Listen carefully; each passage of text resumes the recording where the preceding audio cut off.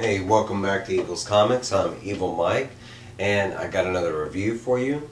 This is from Ablaze Comics. This is Laura and Other Stories, written and drawn, colors and letters, all by Guillem March.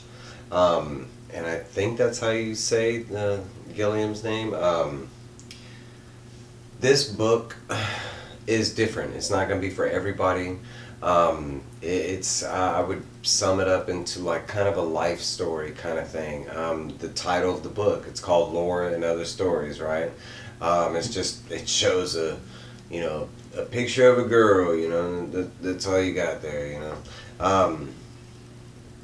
So let's get into the review. Pretty much it's set into like two different books, and the first book being called Songs, and the second one being called like Nails and Coffins or something like that. We'll get there one because I'll move the story along a little bit. But so the first part is all about Laura and her friend, specifically a guy friend named Marco. And Marco has a girlfriend named Pax. Now, all three of these individuals, they all grew up together, and they're all like personally, individually, they're all friends. More so though, Laura and Marco. Pax kind of came into the story later on, but Pax and Laura are friends, just as well. But the way this story is set up is she is kind of gone through a breakup. The way the story presents itself is not so much that, but the way the story goes is Marco and Laura used to be best of friends, and over the years Laura really grew more than friendship for Marco. She wanted it to be like relationship. She was falling in love with Marco. Eventually, I think Marco and Pax were like moving along in their relationship, so they were moving to like a different part of the country or something like that. And I don't think it's ever stated where this takes place, even if it's America or Europe, or we don't really know. And it's not needed to know. It doesn't matter. This story could happen anywhere. But Marco and Pax are eventually moving away, so it comes, it gets a point into the story where she feels like, she's about to lose her best friend. And so they do have this like one magical evening where they do end up going out on the beach, and they spend like a whole day and a whole night on the beach together, and they kind of talk about the friendship and everything, and like the whole time really, when you're reading the comic, you're reading it from Laura's perspective from one, and you get to hear a lot of her personal thoughts, like the things she is lying about and stuff like that, or the things she's, and lying is such a hard or harsh word to use in this topic, because she doesn't really lie, but there are times when they ask her if she's fine, and she's like, she tells them she is, and she's not really fine. But on the beach, everything is magical and mystical and everything. There's even like it's like it's one of the cooler scenes in the comic, but there's one moment where he even does this magical thing where he pulls the moon down and gives it to her, and the way he draw that scene was just, it was stellar. It like blew me away when I saw that scene. The way it's done and everything is cool, because most people have seen it like in a movie or something where they took the sun or the moon and made it look like they were handling it. I've never seen it done in this way, and it was really cool. But eventually, at the end of the night, with Laura feeling like she's going to lose her chance, he eventually does kiss Marco, and it doesn't go the way that she thought it was. He gets all weirded out, and specifically in the story, just ever since that moment, they kind of had like a distancing of the friendship. It's not that they had a falling out or anything; they stay friends. But I mean, it was weird in the beginning because, Laura was aware about his girlfriend Pax, and that he was faithful, and so there was a lot of that went into this whole, story. So really, as you're, all the way back to the beginning of the book, all this is already happening, and she is in her depression over that moment, but you don't find out about the moment until you get done with the first book. Then, after you get to the second book, which is titled Nails and Banks.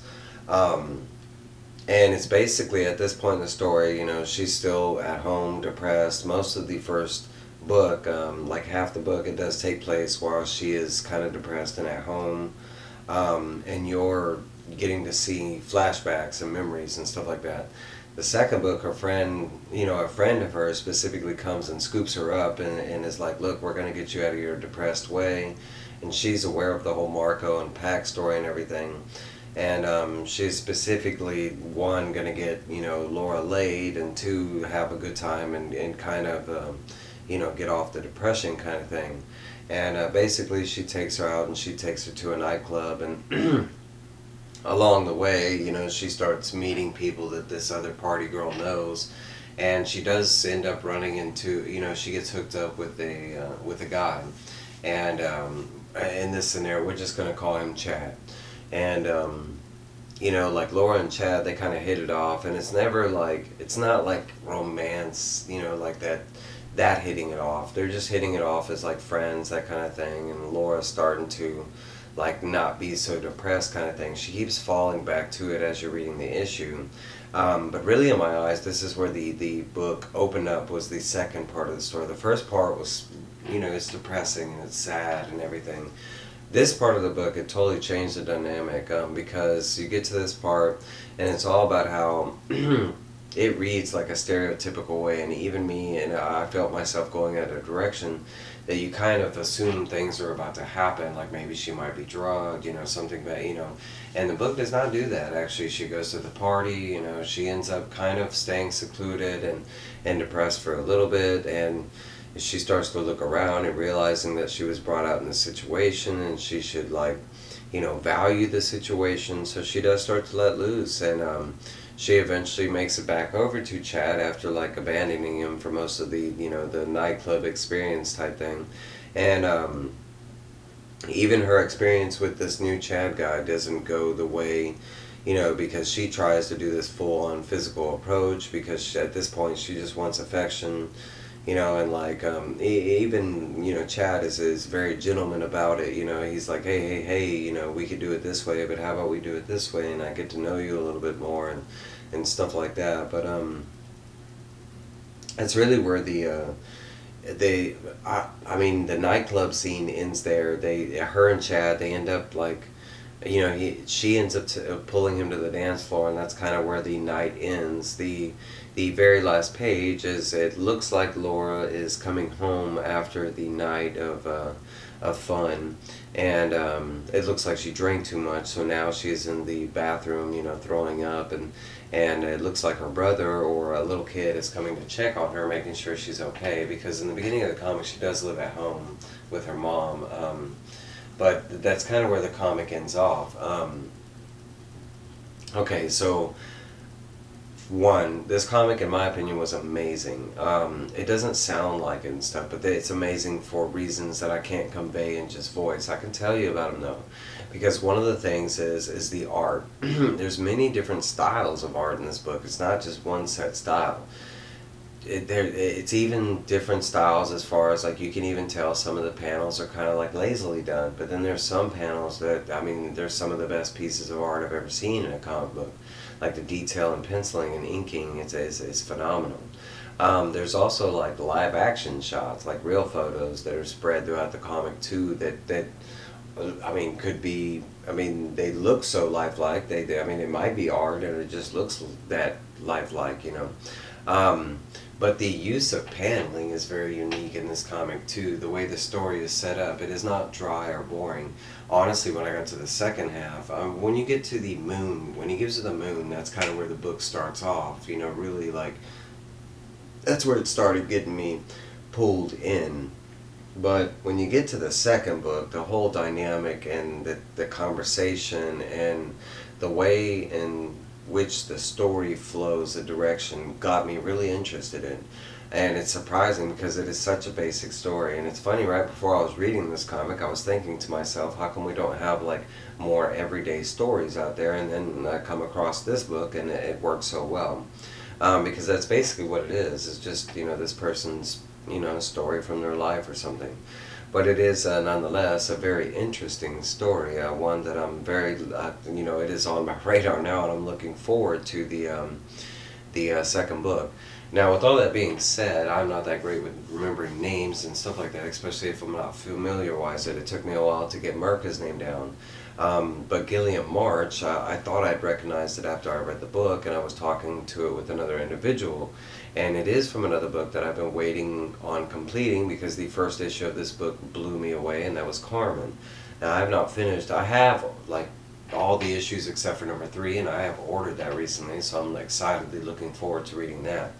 But I mean, just like that first issue I read of that one, this one amazed me just the same.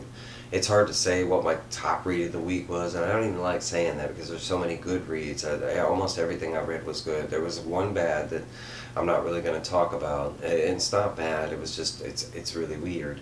But this book, I mean, it's a conversation piece by itself. It's so fun to explain. I was so excited to do this review because of how simple and basic it is, but how with explanation it could become grand kind of thing. It was kind of like him taking down the moon. It was an amazing scene.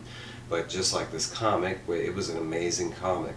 Now, I know this might not be on your list, but I highly suggest just reading it, maybe flipping through it. The art is fantastic, and not every piece of the panels are, like I said, there are some lazy. You can tell when he's lazy. You could definitely see when he was all in. But hey, that's my review. Like, comment, subscribe, all that good stuff. Please comment down below if you've read this book, if you passed it up, if you're interested in it.